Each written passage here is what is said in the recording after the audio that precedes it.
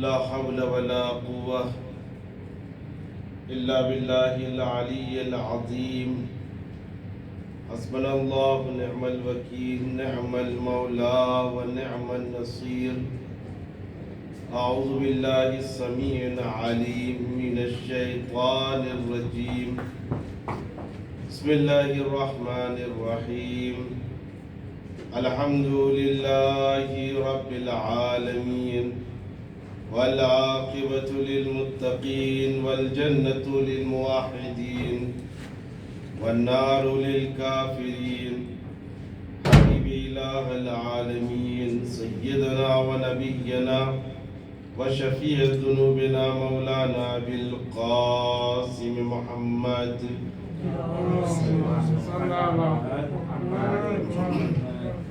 وعلى أهل بيته الأطيبين الأطهرين الأنجبين المظلومين المحسومين ولا سيما على بقية الله في الأرضين سلام على طه وياسين أما بعد فقد قال الله تبارك وتعالى في محكم كتابه الحكيم وهو أصدق القائلين وقوله الحق بسم الله الرحمن الرحيم وقال ربكم ادعوني استجب لكم.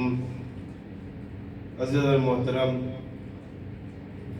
صاحبان نظر و فکر، ہماری بحث صحیفہ سجادیہ کی دعائے توبہ سے متعلق چل رہی ہے، اور جس فراز پر ہم پہنچے ہیں یا من لا یضیع لدیہ اجر المحسنین،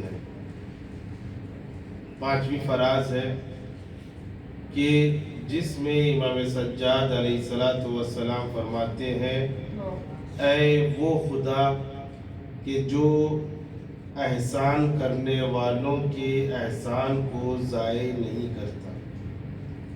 قرآن کریم کی کچھ آیتوں کو آپ کی خدمت میں پیش کیا تھا کہ ارشاد ہوتا ہے فَاسْتَجَابَ لَهُمْ رَبُّهُمْ إِنِّي لَا أُضِيعُ عَمَلَ عَامِلٍ مِّنْكُمْ، ہم کسی بھی عامل کے عمل کو ضائع نہیں کرتے.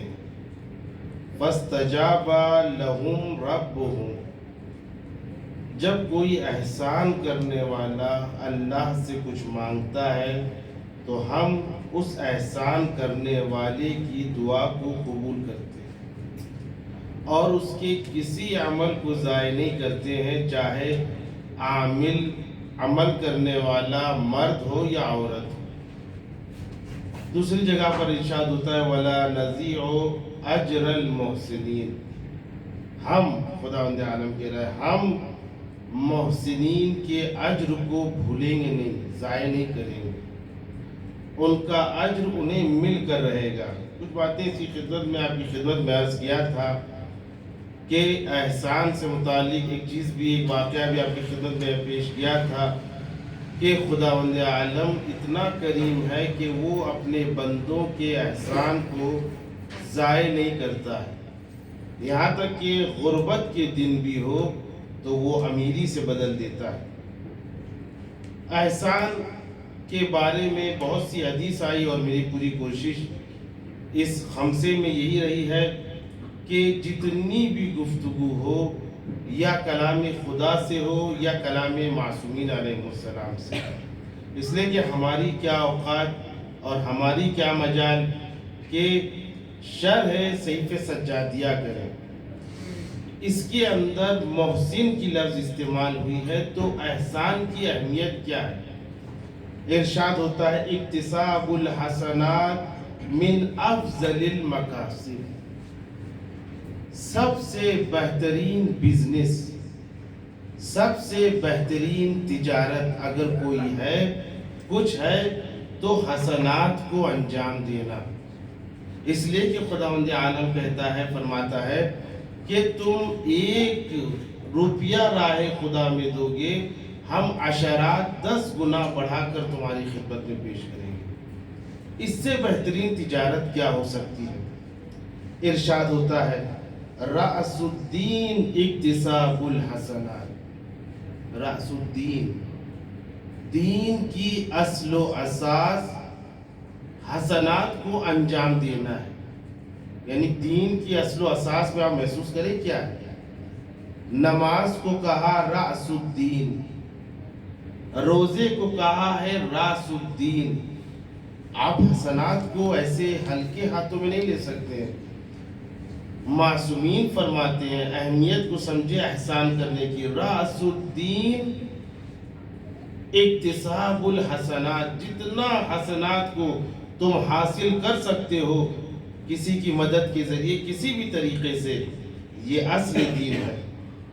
اور اس کے بعد ہمارے سماج میں جب لڑائی ہوتی ہے، کچھ بھی ہوتا ہے، تو بڑے بولنے والے کہتے تم مجھے نہیں جانتے میں کون ہوں، تم فلاں کو نہیں جانتے تم کون ہو، وہ ایسا ہے وہ ویسا ہے. ہر انسان اپنی حقیقت کو بیان کرنے کی کوشش کرتا ہے، مگر یقین جانیے اسلام میں انسان کی حقیقت کیا ہے.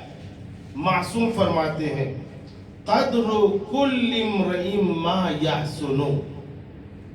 ہر انسان کی اگر قدر و قیمت سمجھنا ہے، اس کی اوقات کو سمجھنا ہے، اس کی اہمیت کو سمجھنا ہے، تو یہ دیکھ لو کہ وہ حسنات کتنا انجام دیتا ہے، وہ احسان کتنا کرتا ہے. افضل الایمان الاحسان. ایمان میں سب سے بہترین اگر کوئی عمل ہے تو وہ احسان کا عمل ہے. محسوس کریں عزیز، اور بھی حدیثیں ہیں میں آپ کی خدمت میں پیش کروں. من شرف الہمہ بذل الاحسان. انسان کی اصل و اساس اور اس کی اہمیت کو پہچاننا ہے تو اصل احسان کو دیکھ لیجئے.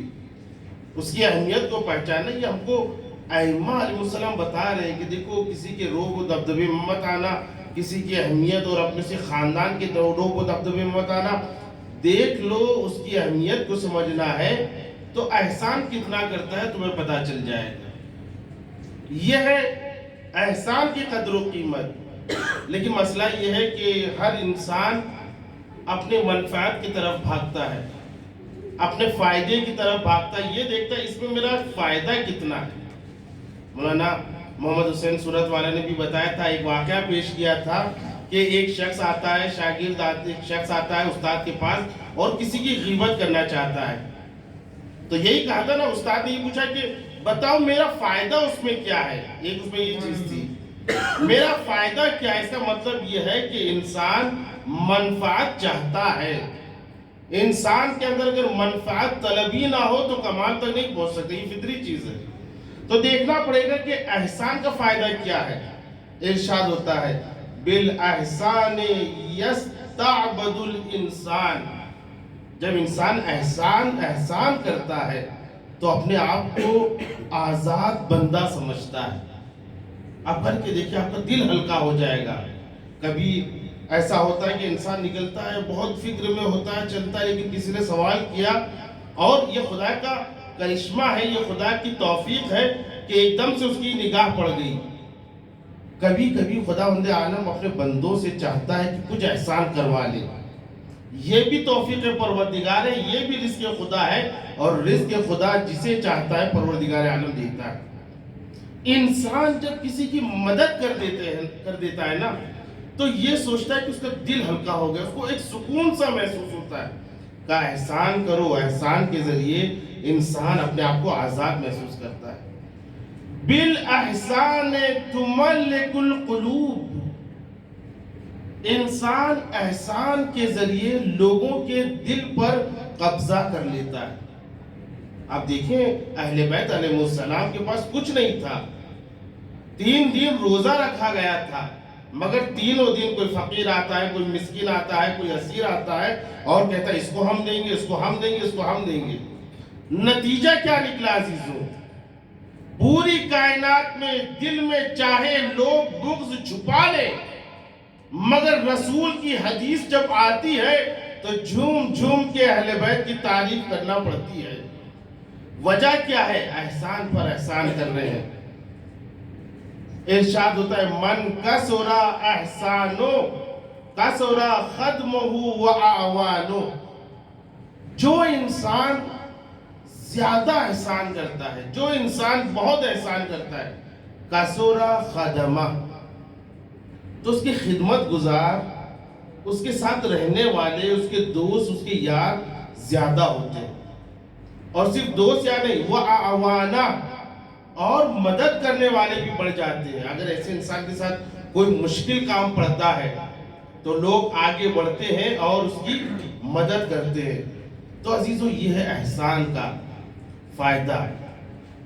قرآن کریم میں آپ دیکھیں خداوند عالم فرماتا ہے ہل جزاء الاحسان الا الاحسان، کیا سوائے احسان کے کوئی اور جزا ہو سکتی ہے؟ یعنی جو بھی انسان احسان کرے گا اس کی جزا احسان ہی ہوگی. قرآن کریم کی آیت ہے وَقَضَىٰ رَبُّكَ أَلَّا تَعْبُدُوا إِلَّا إِيَّاهُ وَبِالْوَالِدَيْنِ إِحْسَانًا. اب احسان کے مطلب کو سمجھیے. خداوند عالم نے یہ ارادہ کر لیا ہے، یہ اس کا ارادہ ہے، یہ اس کا حکم ہے کہ اللہ تعبدوا الا اياه، کہ کسی غیر خدا کی تم پرستش مت کرنا، عبادت مت کرنا. وبالوالدین احسانا، اور والدین کے ساتھ احسان کریں. احسان کا مطلب کیا عزیزوں؟ احسان کا مطلب لوگ یہ سمجھتے ہیں کہ اگر ایک انسان کو کوئی چیز کی ضرورت ہوئی تو ہم اس کو عطا کر رہے ہیں، یہ احسان. یہ حسنہ ہے، احسان نہیں ہے. اگر کسی کے یہاں پر کولر نہیں ہے، ہم نے کولر خرید کے دے دیا، اس نے تقاضا کیا، مانگا، آپ نے دے دیا، یہ حسنہ ہے، یہ سخاوت ہے، یہ عطا ہے، لیکن احسان نہیں ہے. ایک ادارے میں کچھ پیسوں کی ضرورت ہوئی، کہا گیا اس طریقے کے اتنے پیسوں کی ضرورت ہے، آپ نے اٹھا کر دے دیا، یہ سخاوت ہے، اس کا بھی بڑا مرتبہ ہے. یہ عطا ہے، اس کا بڑا مرتبہ ہے، لیکن احسان نہیں ہے. احسان کیا ہے؟ جب صادق آل محمد حضرت امام جعفر صادق علیہ السلام سے اللہم صلی علی محمد و آل محمد وعجل فرجہ، کسی نے پوچھا اسی آیت کو مد نظر رکھتے ہوئے کہ وَبِالْوَالِدَيْنِ احسانا، والدین کے ساتھ احسان کرو، اس کا مطلب کیا ہے؟ کیا اس کا مطلب یہ ہے کہ والدین کو کوئی ضرورت پڑی، ہم نے لا کے دے دی؟ والدین نے ہم سے کپڑے مانگے، ہم نے لا کے دے دیے؟ والدین نے کہا کہ ہم کو کولر کی ضرورت ہے، ہم نے لا کے دے دیا؟ اور میرے والد ایسے ہیں، مثال اس نے بیان کیا کہ میرے والد یا والدہ ایسے ہیں کہ میں ابھی تک ان کے ہر طہارت کو انجام دیتا ہوں. وہ خود سے اٹھ کر کھا نہیں سکتے، پی نہیں سکتے، طہارت کر نہیں سکتے. مولا یہ بتائیے کہ میں نے اپنے والدین کا احسان پورا کیا یا نہیں کیا؟ اب دیکھیں امام سے یہ سوال ہو رہا ہے، امام کے ماتھے پر بل آیا کہ تم احسان کی بات کر رہے ہو، ابھی تو تم نے اجر ادا نہیں کیا، احسان کی بات کیا کر رہے ہو؟ تم نے اس چیز کا اجر ادا نہیں کیا، غالباً والدہ تھی، اس چیز کا اجر ادا نہیں کیا کہ 9 مہینے تمہیں پیٹ میں اس نے رکھا تھا، جبکہ وہ طہارت کر رہا ہے، وہ کھانا کھلا رہا ہے، سب کچھ کر رہا ہے، مگر امام کے چہرے پر فوراً ماتھے پر شکن آئی کہ اس چیز کا حق ادا نہیں کیا جب 9 مہینے پیٹ میں تھی. کہ مولا احسان کیا ہے؟ امام نے فرمایا احسان یہ نہیں ہے کہ والدین کو تمہیں کہنا پڑے ہمیں فلاں چیز کی ضرورت ہے، بلکہ احسان یہ ہے کہ جیسے ہی والدین کو کسی چیز کی ضرورت آن پڑے ان کے کہنے سے پہلے عطا کر دو، یہ احسان ہے. ایک صلوات پڑھیں محمد و آل محمد پر. اللہم صلی علی محمد و آل محمد. تو عزیزوں محسوس کیا احسان یعنی اس سے پہلے کہ کوئی ہم سے کوئی تقاضا کرے ہم اسے عطا کر دیں، یہ احسان ہے. اور ایسا نہیں ہے ان اللہ لا نضیع اجر المحسنین، پروردگار عالم کسی بھی محسن کا اجر ضائع نہیں کرتا ہے، بھولتا نہیں ہے۔ جو انسان والدین کے ساتھ اچھا برتاؤ کرتا ہے، احسان کرتا ہے، ہر جزاء الاحسان الا الاحسان، سوائے احسان کے کچھ نہیں ہو سکتا ہے۔ ایک شخص ہے جس کے ماں باپ نہایت نحیف و لاغر ہے، لیکن اطراف کربلا میں رہتا ہے۔ مسئلہ یہ ہے کہ 1 فرسخ یا 2 فرسخ کا فاصلہ ہوگا امام حسین کی ذریعے سے، ان کے روزے سے۔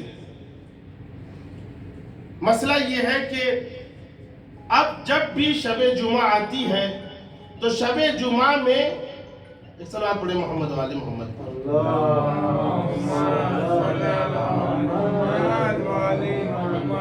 جب بھی شب جمعہ آتی ہے تو شب جمعہ میں اس نے یہ طے کر لیا تھا کہ میں یا والد کو لے جاؤں گا یا والدہ کو لے جاؤں گا۔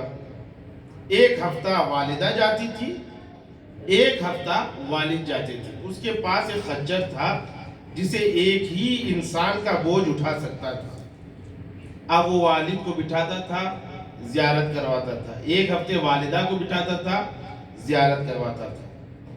یاد رکھیں کہ اجر محسن کا نہ خدا بھولتا ہے نہ ہمارے اہل بیت بھولتے ہیں۔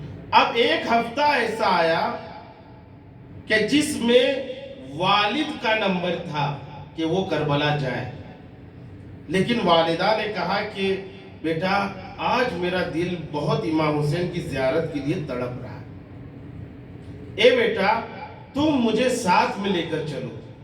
کہنے لگا امی جان اس بار والد کا نمبر ہے، وہ جائیں گے، اگلی بار میں آپ کو لے جاؤں گا۔ کہ نہیں بیٹا تڑپ بہت ہے۔ پروردگار عالم ہم تمام لوگوں کے انشاءاللہ اس 40 میں ایک تو یہ کہ ویزے کی سہولت فرمائے اور ہم تمام لوگوں کو امام حسین کی زیارت سے مشرف فرمائے۔ ایک صلوات پڑھیں محمد و آل محمد۔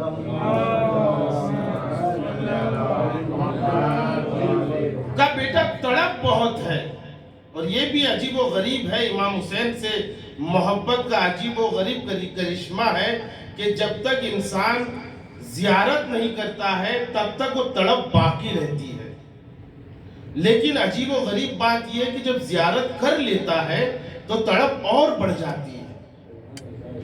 ایسا دریا ہے کہ جب تک انسان پیاسا رہتا ہے تو پانی کی طلب ہوتی ہے، لیکن جب ذائقہ چکھ لیتا ہے تو تڑپ اور پیاس میں اور اضافہ ہو جاتا ہے۔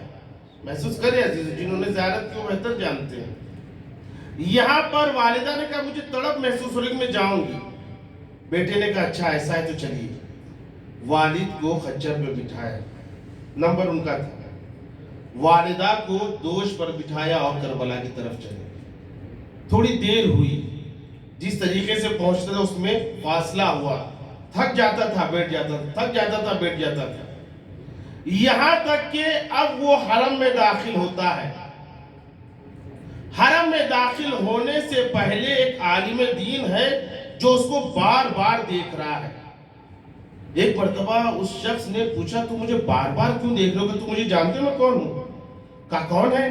کہا کہ میں یہاں کا امام جمعہ ہوں، میں کربلا میں نماز پڑھاتا ہوں، تمہارے آنے سے تھوڑی دیر پہلے میں سویا ہوا تھا، میری آنکھ لگ گئی تھی، میں نے خواب میں دیکھا کہ تم اندر داخل ہوئے ہو اور تم نے سلام کیا ہے، اور مولا حسین خود آئے ہیں اور تمہارے سلام کا جواب دیا ہے۔ جیسے یہ کہا وہ شخص آگے بڑھتا ہے، اس نے سلام کیا، محسوس ہوا اس نے بھی آواز سنی، اور کربلا میں جو امام جمعہ رہتا تھا اس نے بھی آواز سنی کہ ہاں میرے مولا نے جواب دیا ہے۔ پوچھ لیا کہ آخر کون سا ایسا عمل انجام دیا کہ جس کی وجہ سے مولا تمہیں دکھائی بھی دے رہے ہیں، جواب بھی دے رہے ہیں؟ کہ ایک مرتبہ میرے ساتھ یہ فعل انجام پایا ہے کہ میری ماں بھی مجھ سے کہہ رہی تھی زیارت کروا دو، جب زیارت کروا دی ہے تو اب ہمیشہ جب بھی میں اپنے مولا کو سلام کرتا ہوں میرا مولا نہ صرف مجھے جواب دیتا ہے بلکہ زیارت بھی کرواتا۔ اور یاد رکھو جس مسکراہٹ سے میں سلام کرتا ہوں اس سے زیادہ مسکراتے ہوئے میرا مولا حسین سلام کرتا ہے۔ عزیزو ایک واقعہ یہ ہے دوسرا اسی طرح کا واقعہ ہے لیکن تھوڑے الفاظ بدلے ہوئے ہیں.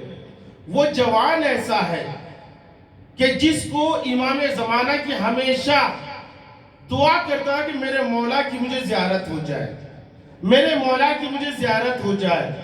جیسے ہی کربلا میں یہ شخص پہنچا, انجام دے دیا. اس کے ماں باپ اس دنیا میں نہیں ہے, ایک بار احسان کیا ہے مگر نتیجہ دیکھیں بار بار ہے. وہ پہنچتا ہے, پہنچنے کے بعد اسے پڑھنا نہیں آتی ہے زیارت.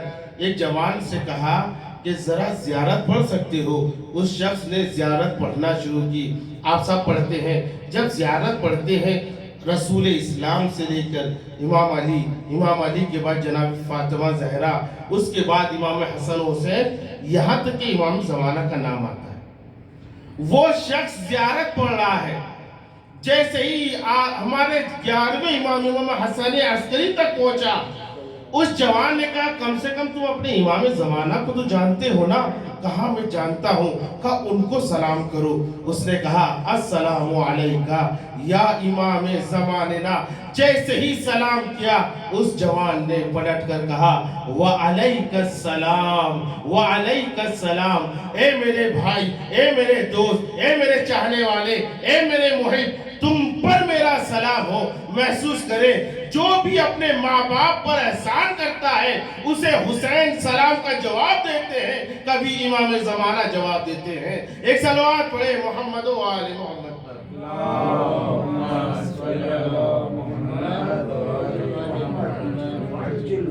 محسوس کریں عزیزوں, ان اللہ لا نضیع اجر المحسنین. بے شک اللہ کسی بھی محسن کا اجر اور کسی بھی محسن کے فعل کو بھولتا نہیں ہے. ہاں عزیزوں, یہ ہے محسنین کا کہ امام سجاد فرماتے ہیں کہ پروردگار عالم ایسا خدا ہے, ایسا کریم ہے کہ کسی بھی محسن کے فعل کو نظر انداز نہیں کرتا. آج جو فراز ہے امام فرماتے ہیں یا من ہوا منتہا خوف العابدین. اے وہ خدا جو خوف کرنے والوں کا مرکز ہے, جو منتہا خوف الخائفین ہے. جتنے بھی انسان خوف کرتے ہیں سوائے خدا کی, جو مومن ہے سوائے خدا کی کسی اور سے خوف نہیں کرتے. لا خوف علیہم ولا هم یحزنون. مومن کی علامت یہ ہے کہ ان پر نہ خوف طاری ہوتا ہے نہ حزن طاری ہوتا ہے. تو پھر یہ خوف کیسا ہے, یہ حزن کیسا ہے؟ ہاں عزیزو, قرآن کریم میں 3-4 لفظ ایسی ہیں جو خوف پر دلالت کرتی ہیں. ایک خود خوف, دوسرے خشیت, تیسرے وجلہ اور تیسرے رہبہ. یہ 4 چیزیں ایسی جو خوف پر دلالت کرتی ہیں. انما یخشی اللہ من عبادہ العلماء. خشیت کی لفظ استعمال ہوئی, یعنی خوف. یہاں پر خداوند عالم سے کہا گیا ہے کہ مومن کی ایک علامت یہ ہے کہ وہ خدا سے خوف کرتا ہے. سب سے پہلے تو عرض کروں کہ ہماری جتنی بھی فراز آئیں گی وہ دعا توبہ سے متعلق ہے. یہ دعا توبہ ہے. تو سوال یہ ہے کہ توبہ کا خوف سے کیا تعلق ہے؟ کوئی تعلق ہونا چاہیے, تبھی انسان, امام زمانہ ہمارے امام سجاد اس کو لے کر آئے ہیں. خوف کا تعلق کیا ہے توبہ سے؟ بہت بڑا تعلق ہے انسان کا. اگر انسان کو خوف نہ ہو تو کبھی بھی اس چیز کی طرف نہیں جائے گا جس سے خوف ہے.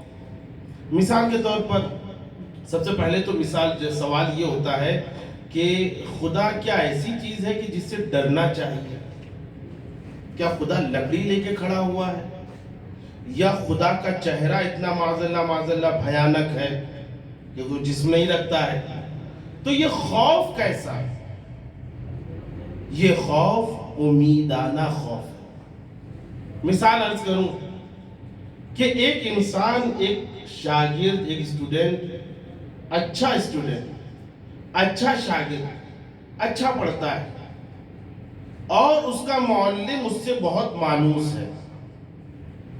تو یہ اچھا پڑھنے کی وجہ کیا ہے؟ جب دیکھو وہ پڑھ کے جاتا ہے, یا وہ اپنے ٹیچر بھی ایسا نہیں ہے کہ لکڑی لے کے کھڑا ہوا ہو، مہربان نہایت رحیم، لیکن ہمیشہ یہ پڑھ کے جاتا ہے. وجہ کیا ہے؟ کیا وہ ٹیچر سے خوف کھاتا ہے؟ اس کو ٹیچر کا خوف ہے لیکن ماں کا خوف نہیں ہے. ٹیچر کا خوف ہے لیکن چہرے سے خوف نہیں ہے کہ بھیانک چہرہ ہو. پھر یہ خوف کیسا؟ کہا کہ جدائی کا خوف ہے. میں اچھا پڑھتا ہوں، اس وجہ سے میرے ٹیچر، میرا استاد مجھے چاہتا ہے، مجھ سے مانوس ہے. اگر میں اچھا نہیں پڑھوں گا تو میرا استاد مجھ سے دور ہو جائے گا. خدا سے کیسا خوف ہے؟ خدا ظالم ہے معاذ اللہ نہیں، ظلم مجھ سے دور ہے. خدا چہرہ نہیں رکھتا ہے، وہ بھیانک نہیں ہو سکتا. خدا سے خوف کیسا ہے؟ خدا سے عدل کا خوف ہے، خدا سے انصاف کا خوف ہے کہ کہیں وہ انصاف پر آ جائے تو یاد رکھے کوئی بھی دنیا میں بچنے والا نہیں ہے سوائے اہل بیت کے.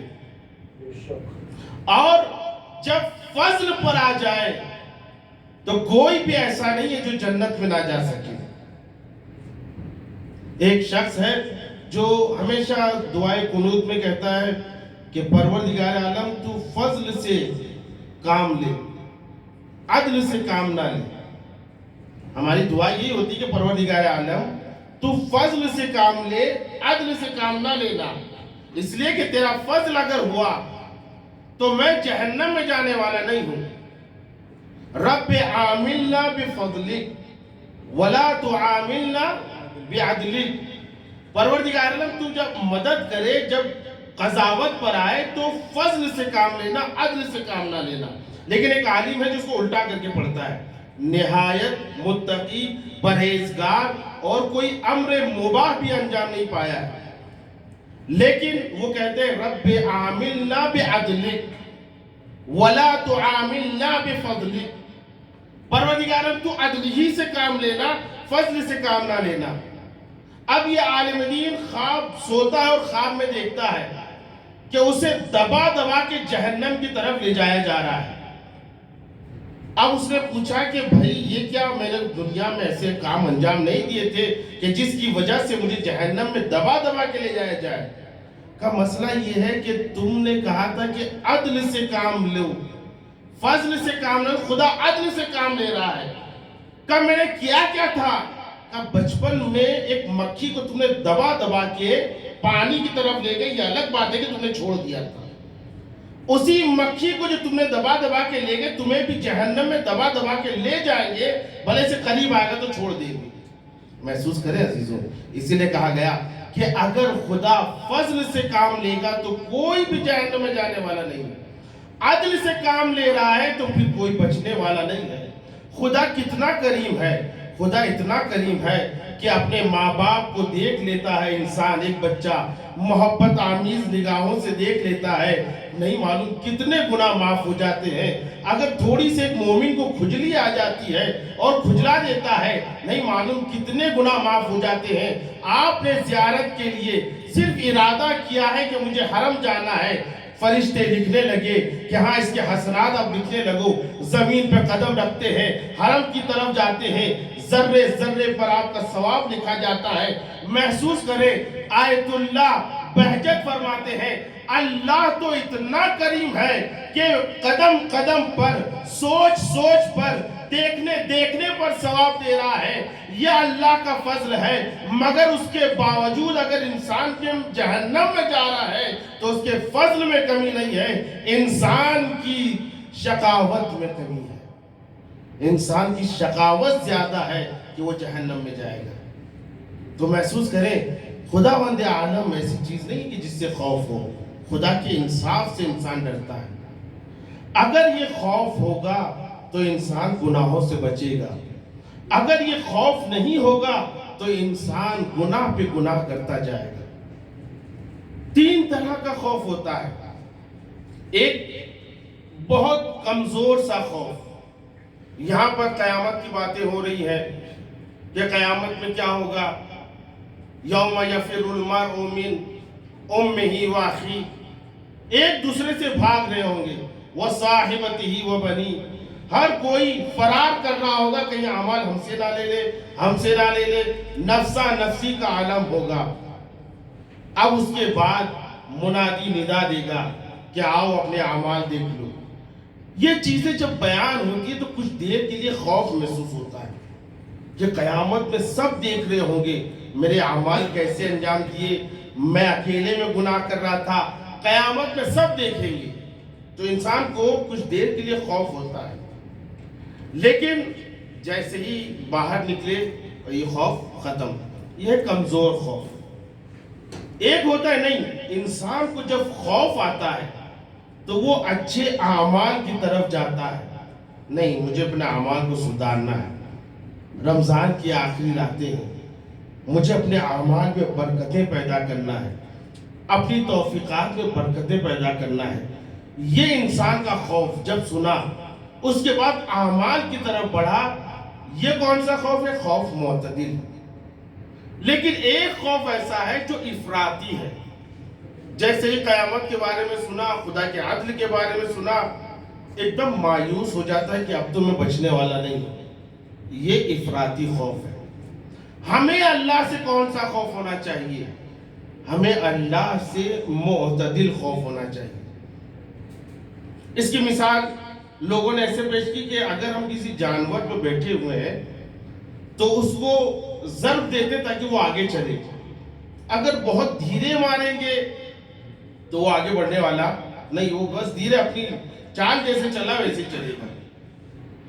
لیکن اگر معتدل مارے ایسے کہ نہ اس کا زخم بن نہ پائے اور اس کو احساس بھی ہو جائے تو اس کی رفتار میں تھوڑی زیادتی آئے گی۔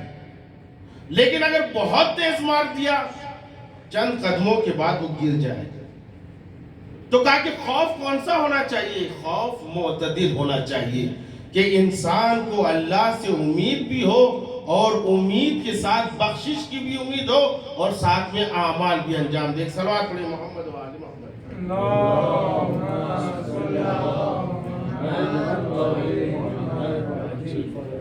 تو عزیزو یہ ہے خوف، کہ خوف کے ذریعے انسان بہت سے گناہوں سے محفوظ رہتا ہے۔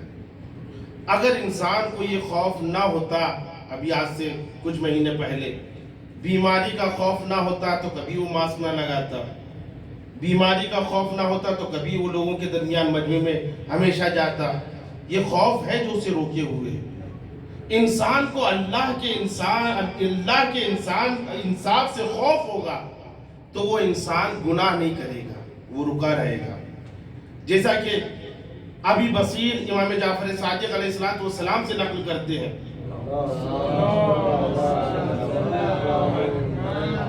کہ میں بغداد میں جاتا ہوں آہنگر کے پاس جو لوہے کا کام کرتا ہے۔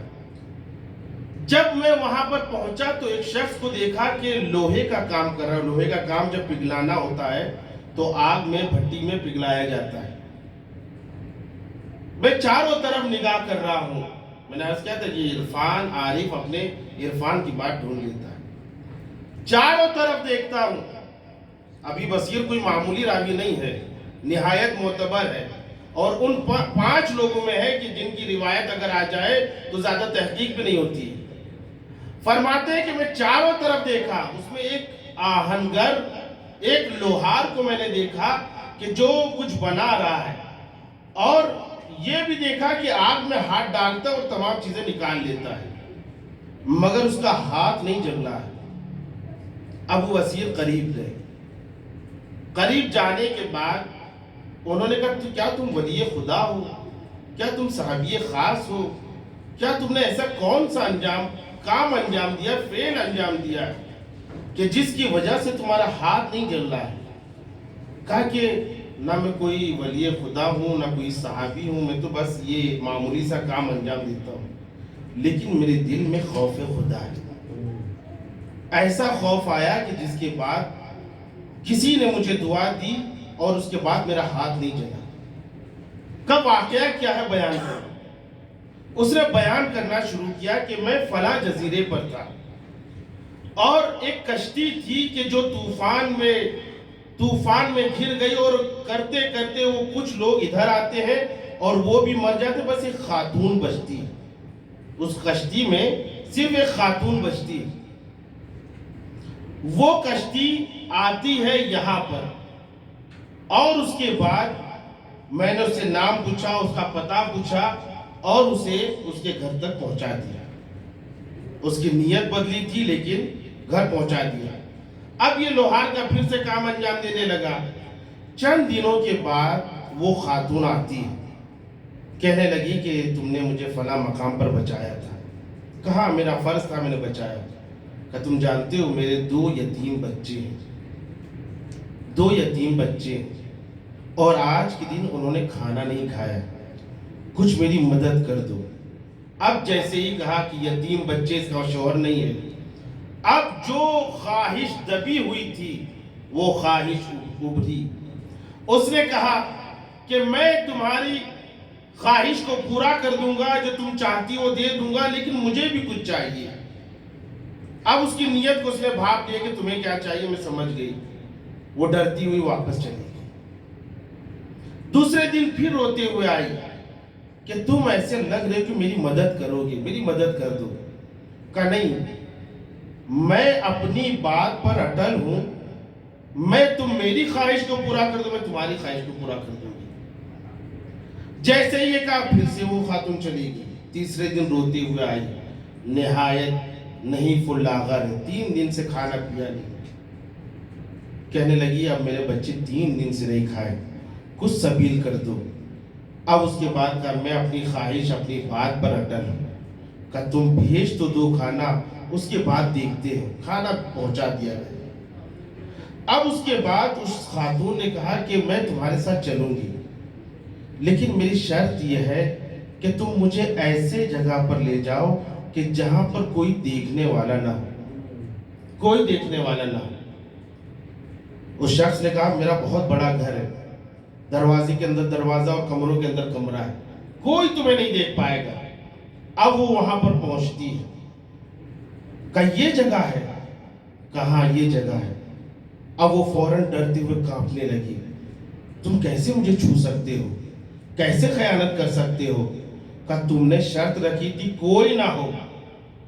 کہا تم یہ سمجھ رہے ہو کہ کوئی نہیں ہے, مگر مجھ سے پوچھو میں بتاؤں یہاں پر کون ہے. کہا تمہارے اور میرے علاوہ یہاں پر 5 لوگ ہیں. کہا کون.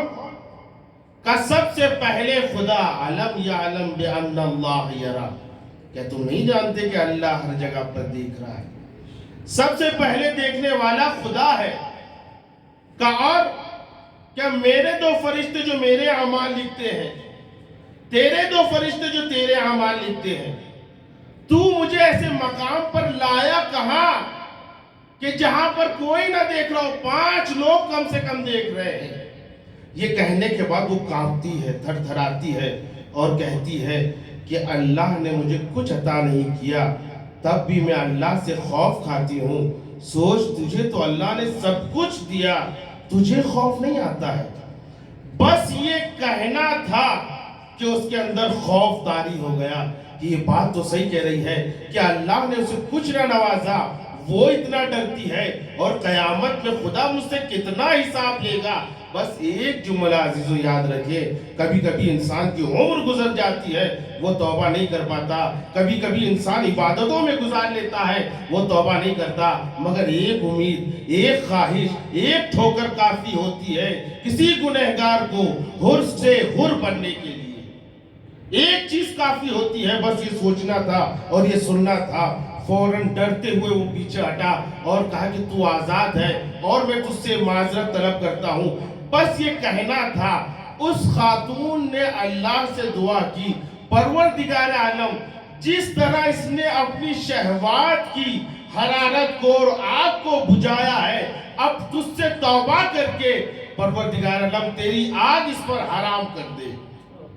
بس یہ دعا کرنا تھا. آج تک میں آگ میں ہاتھ ڈال رہا ہوں, میرے ہاتھ کو کچھ نہیں ہوتا ہے. ایک صلوات پڑھیں محمد و آل محمد.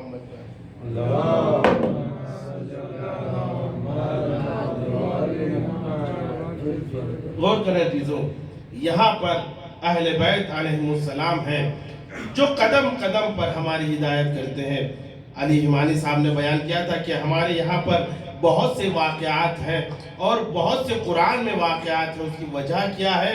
اس کی وجہ یہ ہے کہ انسان وہاں تک نہیں پہنچ سکتا ہے، لیکن اپنے جیسے لوگوں کو دیکھے گا تو نکات نکلے گی کہ اس میں ہدایت کے نکات کیا ہے. اللہ ہر جگہ دیکھنے والا ہے. پروردگار عالم کسی بھی محسن کا احسان نہیں بھولتا ہے. اس نے اپنے شہوات کی آگ کو بجھا دیا اللہ سے توبہ کر کے، تو اللہ نے اجر دیا، جا دنیا کی آگ تو درکنار، جہنم کی آگ سے بھی تجھے بچاؤں گا. یہ ہے عزیزوں. اور ہمیں دیکھنا پڑے گا کہ اہل بیت جنہوں نے قدم قدم پر بتایا کہ کیسے عبادت کرنا ہے، کیسے اللہ سے خوف کرنا ہے. اور بعض روایتوں میں تو یہ ملتا ہے کہ بعض اوقات صحابی آتے ہیں مولا کائنات کے پاس اور آنے کے بعد کہتے ہیں ڈرتے ہوئے اور تڑپتے ہوئے جناب سیدہ سے کہ اے سیدہ ماتم کریے، اے سیدہ آپ سر پیٹ لیجئے. کہا کیوں ایسا کہتے ہو؟ کہا کہ علی اب اس دنیا میں نہ رہے. تو جناب سیدہ کی متانت دیکھیں، اطمینان دیکھیں اور اللہ پر بھروسہ دیکھیں. کہا تم نے علی کو کس عالم میں دیکھا؟ کہا کہ ہم نے علی کو دیکھا کہ وہ عبادت کر رہے ہیں، اور عبادت کرتے کرتے ہم نے دیکھا علی زمین پر گر گئے. تو جناب سیدہ کہتی ہے یہ خوف خدا ہے جو علی پر طاری ہوتا ہے. تم آج دیکھ رہے ہو، میں ہمیشہ دیکھتی ہوں کہ جب بھی علی خدا کی عبادت کرتا ہے فوراً گر جاتے ہیں، اور گرنے کے بعد یہی کہتے جب اٹھتے ہیں پروردگار عالم تو عزیز ہے میں ذلیل ہوں، خالق تو خالق ہے میں مخلوق ہوں، پروردگار عالم تو راحم ہے میں مرحوم ہوں، پروردگار عالم تو عزیز ہے میں ذلیل ہوں. کیسے ممکن ہے کہ جو بلند مقام پر ہو اس کی رحمت کے بغیر، اس کے عفو کے بغیر، اس کے فضل کے بغیر مجھے معاف کر دیا جائے. ہاں عزیزوں یہی مولا کائنات ہے. مگر علی مرتضیٰ جب 21 رمضان آتا ہے تو گھر سے نکلنا چاہتے ہیں. ہاں عزیزوں مگر کیا کریں، مرغابی آتی ہیں اور اپنی زبان بے زبانی سے کہتی ہے مولا آپ جا رہے ہیں مگر ہمیں کس پر چھوڑ کر جا رہے ہیں؟ امام حسن حسین کو بلایا، بیٹا یاد رکھو میں جا رہا ہوں، لیکن میرے بعد اگر ان کا خیال رکھ سکتے ہو تو تم ان کا خیال رکھنا اور پاس میں رکھنا، لیکن اگر نہ رکھ سکے تو انہیں آزاد کر دینا. ہاں عزیزوں مولا یا مولا کا نعرہ لگانے والا آج علی یہ مرتضیٰ گھر سے نکل رہا ہے، مگر انداز بدلا ہوا ہے، چاروں طرف نگاہ کر رہا ہے. یتیموں کے گھر اجڑنے والے ہیں، غریبوں کے گھر اجڑنے والے ہیں، اسیروں کے گھر اجڑنے والے ہیں. اللہ اکبر. علی جاتے ہیں قاتل کو اٹھاتے ہیں، اٹھ جا اپنے مقصد کے لیے اٹھ جا. ہاں عزیزوں علی مرتضیٰ نے اس کو اٹھایا. اذان ہوتی ہے، اذان کے بعد نماز ہوتی ہے، بس نماز ہونا تھا. علی مرتضیٰ سجدے میں جاتے ہیں، اس سجدے میں کہ جس کا علی کو بہت پہلے سے انتظار تھا، جس کے لیے علی کوفہ میں ہمیشہ دعائیں کرتے تھے، جس کے لیے علی مرتضیٰ محراب میں جا کر خدا سے باتیں کرتے تھے، جس کے لیے، جس کی اتصال کے لیے، جس سے ملنے کے لیے علی بہت مشتاق تھے. جیسے ہی سجدے میں جاتے ہیں فوراً آتا ہے ظالم، آتا ہے تلوار مارتا ہے. ارے تلوار لگنا تھا، علی نے گریہ نہ کیا. اب تو خدا کے پاس جانا ہے. فزت میرا بالکعبہ، اے میرے خدا میں کامیاب ہو گیا ہوں. بس عزیزوں مولا کائنات کو لے جایا جا رہا ہے گھر. چاروں طرف سے آوازیں بلند ہو رہی ہے، ہائے میرا مولا، ہائے میرا مولا، ہائے میرا مولا، ہائے میرا آقا. باز تو ایسا سنائی دیا کہہ رہا ہو اے میرے بابا، اے میرے بابا. نگاہ کی کیا حسن و حسین آ گئے ہیں؟ نہیں، حسن و حسین نہیں تھے، یتیم بچے تھے جو کہہ رہے تھے اے میرے مولا مولا اے میرے بابا اب ہمارا کیا ہوگا؟ بس عزیزوں یہاں گھر نزدیک آیا، کہا حسن و حسین اب تمام لوگوں کو رخصت کر دو، چاہنے والوں کو رخصت کر دو۔ ایک مرتبہ حسن و حسین نے کہا اے بابا آپ کے چاہنے والے ہیں کیسے رخصت کروں؟ امام نے کہا اے بیٹا گھر قریب آ گیا، جب گھر پہنچیں گے زینب و ام کلثوم مجھے اس حالت میں دیکھ کر گریا کریں گے، ارے میں نہیں چاہتا ان کی آواز نامحرم سنے۔ میں کہوں گا مولا آپ میں اتنا غیرت کہ کوئی نامحرم ان کی آواز نہ سنے، مگر یہی کوفہ ہوگا، منادی ندا دے رہا ہوگا یہ زینب ہے، یہ ام کلثوم ہے، بتائیے سید سجاد کا کیا حال ہوگا جب سید سجاد سے پوچھا جائے گا؟ یہی کہیں گے الشام الشام الشام، انا للہ و انا الیہ راجعون، رضا بقضائہ و تسلیما لامرہ۔ الہی تجھے تیرے حق کا واسطہ جہاں جہاں شیعان حیدر کرار ہیں ان کی جان مال عزت آبرو کی حفاظت فرما، بار الہ جو بے اولاد ہیں ان کا اولاد نرین عطا فرما، بار الہ ہم میں جو مقروض ہیں ان کے قرض کو غیب سے عطا فرما، بار الہ ہم میں جو بے روزگار ہیں اور ہمارے چاہنے والوں میں ہمارے دوستوں میں جو بے روزگار ہیں انہیں برسر روزگار فرما، جو برسر روزگار ان کی روزی میں ترقی عنایت فرما، بار الہ ہم میں جو مرحومین ہیں ہمارے مرحومین کی مغفرت فرما، بار الہ واسطہ محمد و آل محمد کا جو بیمار ہے انہیں جلد جلد شفا یاب فرما، الہی واسطہ محمد و آل محمد کا منتقم حسین کے ظہور میں تعجیل فرما اور ہمیں ان کے عوان و انصار میں شمار فرما۔ ربنا تقبل منا انک انت السمیع العلیم۔